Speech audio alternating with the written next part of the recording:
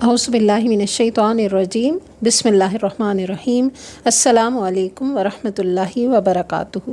حضرت عمیر بن سعد رضی اللہ عنہ وہ صحابی ہیں جن کے بارے میں آج ہم پڑھیں گے۔ حضرت عمیر بن سعد انصاری رضی اللہ عنہ نے یتیمی اور فقر و فاقہ کا جام اس وقت پیا جب کہ آپ نے ابھی گھٹنوں کے بل کھڑا ہونا بھی نہ سیکھا تھا۔ ان کا باپ ملک عدم کو اس حالت میں کوچ کر گیا کہ اس نے اپنے پیچھے کوئی مال و متاع نہ چھوڑا جو اولاد کے کام آئے، لیکن ان کی والدہ نے کچھ عرصے بعد قبیلہ اوس کے ایک مالدار شخص جلاس بن سوید سے نکاح کیا اور اس نے عمیر بن سعد رضی اللہ عنہ کو اپنی کفالت میں لے لیا۔ جلاس بن سوید کے حسن سلوک، ہمدردی اور فیاضی نے عمیر کو یہ بھلا ہی دیا کہ اس کے سر پر باپ کا سایہ نہیں۔ جناب عمیر جلاس بن سوید کے ساتھ اس طرح پیش آتے جیسے کوئی فرما بردار بیٹا اپنے والد کے ساتھ پیش آتا ہے۔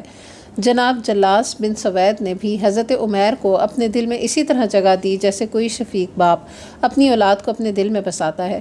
جو جناب عمیر نشو نما پاتے اور جوان ہوتے گئے تو جلاس کے دل میں ان کی محبت بڑھتی چلی گئی، کیونکہ ان کی ہر ادا سے ذہانت و شرافت ٹپکتی، صداقت دیانت ان کے ہر عمل سے نمایاں نظر آتی۔ حضرت عمیر بن سعد ابھی 10 سال کے نہ ہوئے تھے کہ انہوں نے اسلام قبول کیا اور جلد ہی ان کی پاکیزہ، رقیق اور صاف شفاف دل میں ایمان راسخ ہو گیا۔ اسلام ان کے دل کی زرخیز زمین میں پانی کی طرح سرایت کر گیا۔ انہیں 9 عمری میں ہی رسول اللہ صلی اللہ علیہ وآلہ وسلم کی امامت میں نمازیں پڑھنے کا شرف حاصل ہوا۔ جب یہ نماز کے لیے مسجد نبوی صلی اللہ علیہ وآلہ وسلم آتے جاتے تو ان کی والدہ محترمہ اپنے لخت جگر کو کار خیر میں دلچسپی لیتے ہوئے دیکھ کر خوشی سے پھولے نہ سماتی۔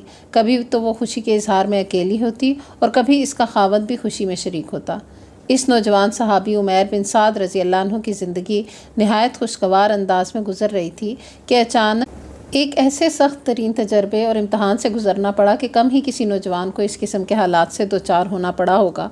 ہوا یہ کہ 9 ہجری کو رسول اقدس صلی اللہ علیہ وآلہ وسلم نے مقام تبوک پر رومیوں سے جنگ کرنے کا عزم کیا اور مسلمانوں کو جنگی تیاری کا حکم بھی دے دیا۔ آپ صلی اللہ علیہ وآلہ وسلم کی عادت مبارکہ تھی کہ جب بھی جنگ کا منصوبہ ترتیب دیتے تو تمام تر منصوبہ بندی صیغہ راز میں رکھتے۔ جس سمت کو لشکر اسلام روانہ کرنا ہوتا بظاہر اعلان کسی دوسری سمت کا کرتے، لیکن غزوہ تبوک میں آپ نے یہ پالیسی اختیار نہ کی بلکہ لوگوں کو واضح طور پہ بتا دیا کہ کہاں جانا ہے۔ دراصل اس کی وجہ یہ تھی کہ ایک تو منزل بہت دور تھی اور راستہ بھی نہایت دشوار گزار تھا اور مقابلے میں دشمن بھی بہت طاقتور تھا۔ آپ نے اس موقع پر اس لیے ہر بات کی وضاحت کر دی تاکہ صحابہ کرام رضی اللہ عنہم معاملے کی نزاکت کو سمجھ جائیں اور خوب اچھی طرح تیاری کر لیں۔ اس کے ساتھ ساتھ موسم گرما کا بھی آغاز ہو چکا تھا۔ گرمی شدید تھی، پھل پک چکے تھے، درختوں کا سایہ بھلا معلوم ہوتا، طبیعتوں میں سستی اور کسل مندی کا غلبہ نظر آنے لگا۔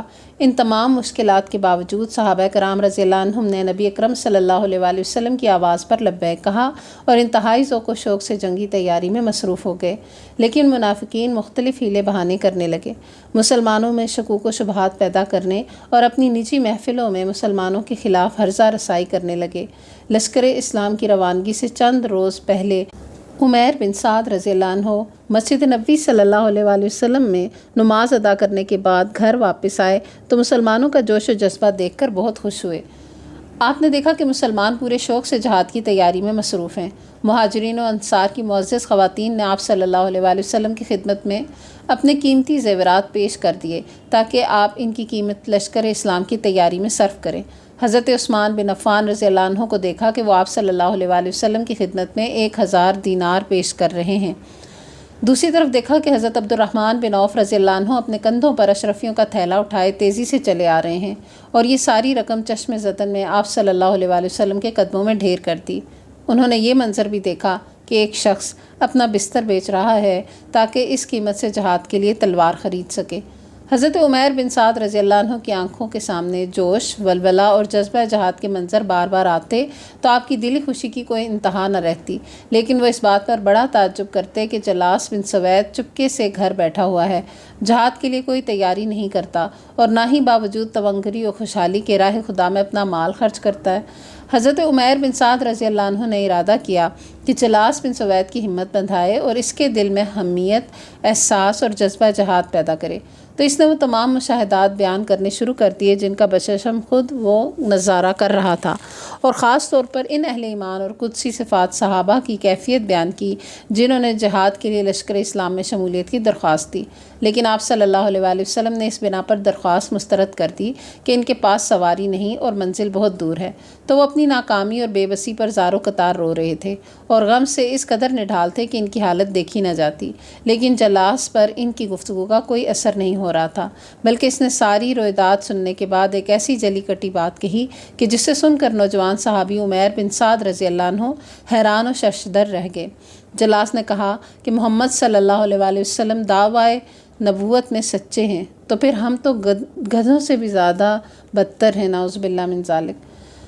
حضرت عمیر رضی اللہ عنہ جلاس بن سوید کے منہ سے یہ بات سن کر انگشتے بدندہ رہ گئے۔ ان کے وہم و گمان میں بھی نہ تھا کہ جلاس جیسے ذہین و فطین اور دانش مند شخص کے منہ سے اس قسم کی بری بات نکل سکتی ہے جو کہنے والے کو فوری طور پر دائرہ اسلام سے خارج کر دے اور کفر کی حدود میں بلا روک ٹوک داخل کر دے۔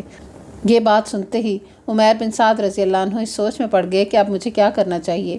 وہ سوچ و بچار کے بعد بالآخر اس نتیجے پر پہنچے کہ اگر جلاس کی اس دل آزار بات سے پہلو تحقیق اختیار کی گئی اور اس پر پردہ ڈالا گیا تو یہ صریحاً اللہ اور اس کے رسول کے ساتھ خیانت ہوگی، اور اس خاموشی اور پردہ داری سے اسلام کو ناقابل تلافی نقصان پہنچے گا، اور اس طرز عمل سے ان منافقوں کو تقویت ملے گی جو در پردہ اسلام کو مٹانے کے لیے آپس میں مشورے کرتے ہیں، اور اگر اس راز کو افشاں کیا تو پھر اس شخص پہ گراں گزرے گا جسے میں والد کا درجہ دیتا ہوں، اور اس نے اپنے حسن سلوک اور فیاضی سے مجھے یتیمی کا احساس تک نہ ہونے دیا، اور اقتصادی تعاون سے مجھے مالدار بنایا اور مجھے باپ کی وفات کا غم بھلا دیا۔ میں نے سوچا کہ اس نازک مرحلے پر کون سی کڑوی گولی نگلی جائے، پھر یکدم میں نے جلاس کی طرف متوجہ ہو کر کہا، بخدا روئے زمین پر رسول اقدس صلی اللہ علیہ وآلہ وسلم کے بعد آپ مجھے تمام لوگوں سے زیادہ عزیز تھے، لیکن آج آپ نے ایک ایسی بات کہی کہ اگر لوگوں کے سامنے اس کا تذکرہ کرتا ہوں تو آپ رسوا ہو جائیں گے، اور اگر خاموش رہتا ہوں تو امانت میں خیانت کا مرتکب ہوتا ہوں، اس طرح میں اپنے آپ کو تباہ و برباد کر بیٹھوں گا۔ میں تو یہ بات آپ صلی اللہ علیہ وآلہ وسلم کو بتانے جا رہا ہوں، اب آپ اپنا انجام خود سوچ لیں۔ یہ کہہ کر حضرت عمیر بن سعد رضی اللہ عنہ مسجد نبوی صلی اللہ علیہ وآلہ وسلم کی طرف چل دیے، اور جو کچھ جلاس بن سوید کی زبانی سنا تھا من و عن آپ صلی اللہ علیہ وآلہ وسلم کو بتا دیا۔ یہ بات سن کر رسول اکرم صلی اللہ علیہ وآلہ وسلم نے حضرت عمیر کو اپنے پاس بٹھایا اور جلاس کو بلانے کے لیے ایک صحابی کو بھیجا۔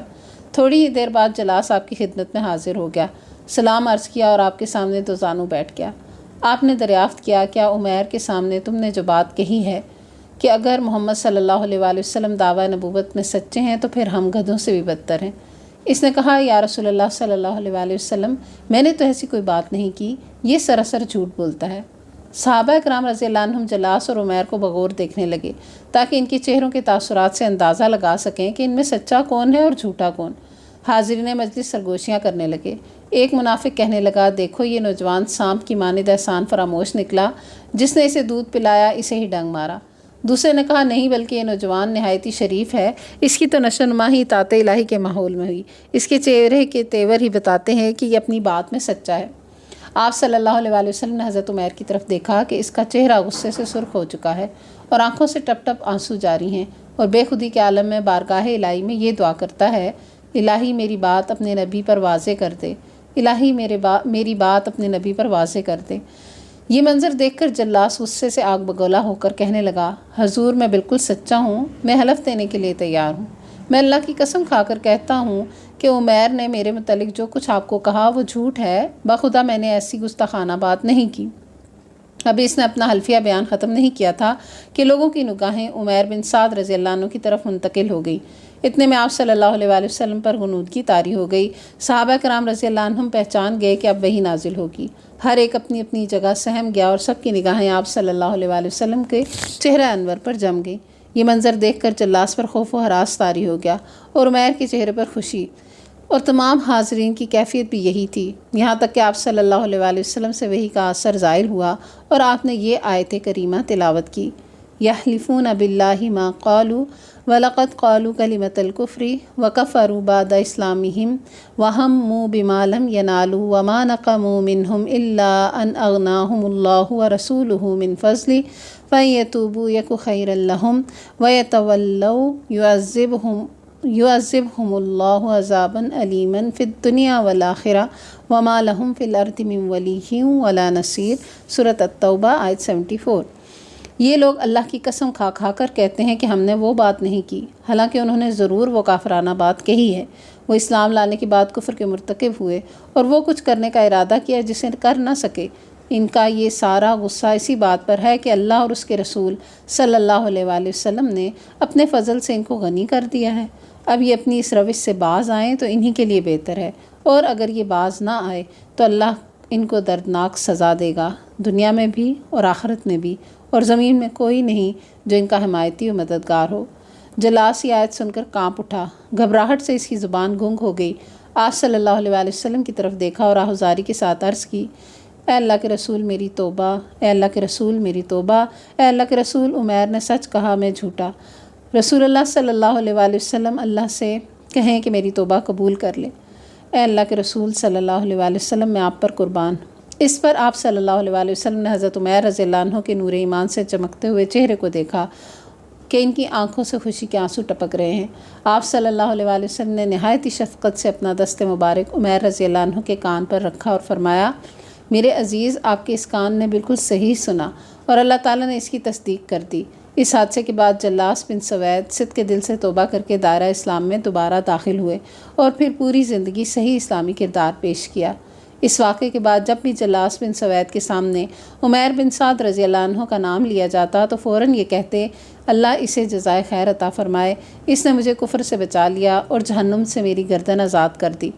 हज़रत उमैर बिन साद रज़ियल्लाहु अन्हु की ज़िंदगी का सिर्फ़ यही रोशन और खुशाइंद वाक़या नहीं, बल्कि बेशुमार ऐसे वाक़यात हैं जो इससे भी ज़्यादा ईमान अफरोज़ और रूह परवर हैं और आपकी ज़िंदगी के रोशन बाब की हैसियत रखते हैं।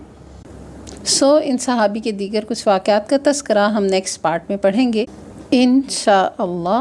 व आखिरु दावाना अनिल हम्दुलिल्लाहि रब्बिल आलमीन। सुब्हानकल्लाहुम्मा व बिहम्दिका नशहदु अल्ला इलाहा इल्ला अंता नस्तगफिरुका व नतूबु इलैक। वस्सलामु अलैकुम व रहमतुल्लाहि व बरकातुहू।